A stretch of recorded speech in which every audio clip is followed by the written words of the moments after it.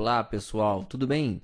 Aqui é o professor Evandro e hoje iremos aprender sobre o tópico de momento de inércia, um tópico bastante importante na parte de movimento de corpos rígidos, dinâmica, análise da segunda lei de Newton, torque, momento angular e muito mais. Vamos nessa! Podemos definir o momento de inércia como uma resistência que um corpo oferece à variação da sua velocidade angular. Em outras palavras, vamos dizer que é uma resistência à rotação dos corpos. Essa resistência depende basicamente de dois elementos, quais sejam a massa do corpo e a distribuição espacial dessa massa. Podemos calcular o momento de inércia de duas maneiras. O momento de inércia para sistemas discretos, composto por várias partículas, e para sistemas contínuos. Vamos para o primeiro caso. O momento de inércia de uma partícula é definido pelo produto da massa da partícula multiplicado pela distância da partícula até o eixo de rotação elevado ao quadrado. Em outras palavras, tem um eixo de rotação, uma partícula de massa m, que está a uma distância r do eixo de rotação. O momento de inércia dessa partícula será dado por m vezes essa distância elevado ao quadrado. Se eu tenho um conjunto de partículas, se eu tenho um sistema discreto, basta fazer o somatório dos momentos individuais para obter o momento de inércia total. Vejamos um exemplo.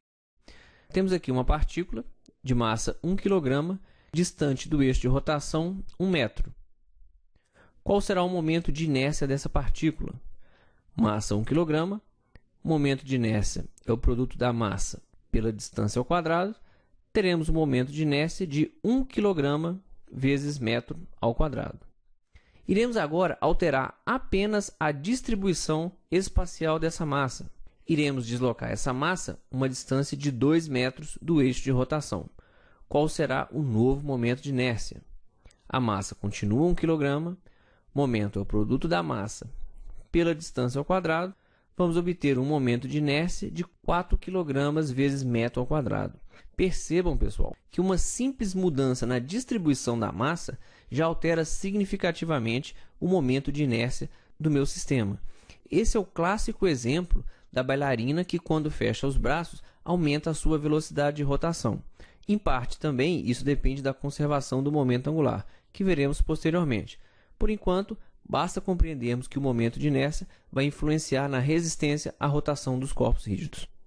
A segunda forma de calcular o momento de inércia será para sistemas contínuos. Imagine que eu tenho um corpo que possui uma rotação em torno de um eixo.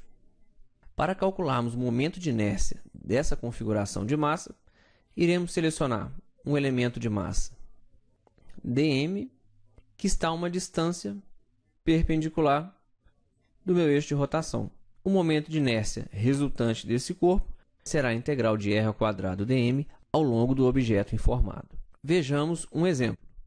Cálculo do momento de inércia de uma barra homogênea com rotação pela extremidade. Temos aqui uma barra que rotaciona em torno do eixo vertical, presa por uma de suas extremidades. A barra tem uma massa m, um comprimento L e uma densidade linear lambda, que é dada por m sobre L, que é dado pela massa total dividido pelo comprimento da barra. Vamos localizar um elemento de massa, está a uma distância x do meu eixo de rotação e possui uma espessura dx. Portanto, o nosso elemento de massa será dado pela densidade linear vezes a espessura do elemento. Em outras palavras, dm será m maiúsculo sobre L vezes dx. E nesse caso, a distância do elemento até o eixo de rotação será igual a x. Substituindo na nossa integral, teremos R2 igual a x², dm m sobre L dx, de 0 até L. M sobre L é uma constante, podemos retirar da integral. Integral de x² dx é x³ dividido por 3, calculado de 0 até L. Efetuando os cálculos, teremos que o momento de inércia para a barra homogênea com rotação pela extremidade será dada por ml² sobre 3. Vamos para um segundo exemplo. Cálculo do momento de inércia de um disco homogêneo com rotação passando pelo centro. O disco tem massa m, raio r e uma densidade superficial de massa que é dado por m dividido pela área do círculo, que é πr². Vamos desenhar o disco para uma vista de cima. Vamos pegar um elemento de massa, o eixo passando pelo centro, essa distância é r, e o meu dm será a minha densidade superficial de massa multiplicado pela área do meu elemento de massa, que é dada por 2πr vezes a espessura dr. Substituindo essas informações na integral do momento de inércia, teremos I igual r², a nossa distância, m sobre πr², que multiplica 2πr dr. Podemos simplificar o π, o m é uma constante, o r² também e o 2 podem sair da nossa integral. Teremos a integral de r³ dr, calculado de 0 até r.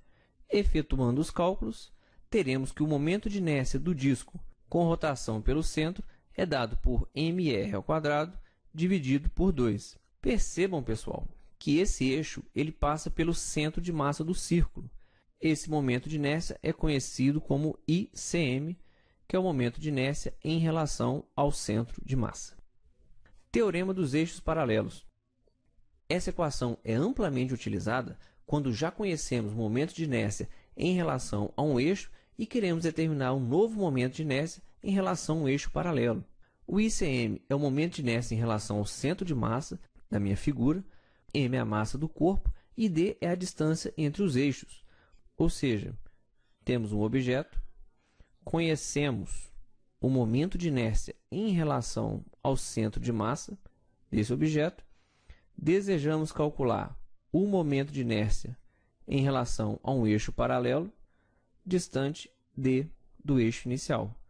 Nesse caso, a aplicação do teorema dos eixos paralelos tende a facilitar o nosso cálculo. Vejamos um exemplo. Calculamos no exemplo 1 o momento de inércia de uma barra homogênea de massa m, comprimento L, que rotaciona por uma das suas extremidades. O momento de inércia é dado por ml² sobre 3. Se desejarmos calcular o momento de inércia que passa pelo centro de massa dessa barra, poderemos utilizar o teorema dos eixos paralelos. Lembrando que a distância entre os eixos, nesse caso, é igual a L sobre 2 e a barra mantém a mesma massa. Substituindo na equação, teremos ml² sobre 3 igual ao ICM, momento de inércia em relação ao centro de massa, mais massa da barra vezes a distância ao quadrado. Efetuando os cálculos, teremos que o momento de inércia em relação ao centro de massa da barra será dado por ml² sobre 12. Percebam que podemos usar essa equação para determinar o ICM, conhecido um eixo paralelo, ou o contrário, conhecendo o ICM, eu consigo determinar o momento de um eixo paralelo.